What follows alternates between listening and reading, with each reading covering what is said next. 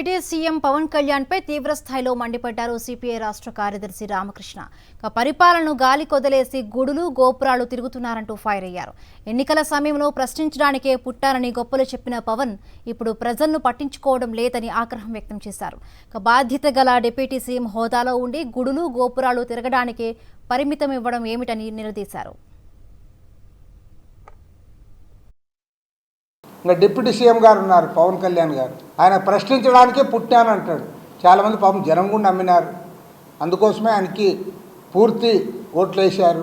ఇప్పుడు నువ్వు ప్రశ్నించడం మానేసి పరిపాలన చేయడం కూడా మానేసి అదేదో గుడ్డలు వేసుకొని కాషాయ గుడ్డలు నువ్వు గుళ్ళు గోపురాలు తిరుగుతూ ఉంటే నాకైతే అంటే గుళ్ళు గోపురాలు తిరగకూడదని నేనేమన్నా. కానీ మన హిందూ సమాజంలో ఏమంటే రిటైర్మెంట్ అయిన తర్వాత వయసు పెరిగిన తర్వాత ఈ కార్యకలాపాలను తగ్గించి ఆధ్యాత్మికంగా అట్లా గుళ్ళు గోపురాలు తిరిగేవాళ్ళని చూశాను. అసలు నువ్వు డిప్యూటీ చీఫ్ మినిస్టర్గా ఉండి ఇక్కడ పరిపాలన చేయమంటే నేను కాషాయం వేసుకుని గుళ్ళు గోపురాలు చేస్తా, లడ్డూలో కల్తీ జరిగిందని చెప్పి నేను మౌన దీక్ష చేసుకుంటూ పోతా, దీనికి ఒక ఉప ముఖ్యమంత్రి అవసరమా అని నేను అడుగుతా ఉన్నా.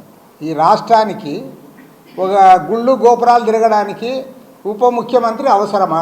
లేదు నేను ఖచ్చితంగా గవర్నమెంట్లో ఉండాలి అని అంటే నువ్వు దేవాదాయ శాఖ ఇస్తే బాగుంటుంది.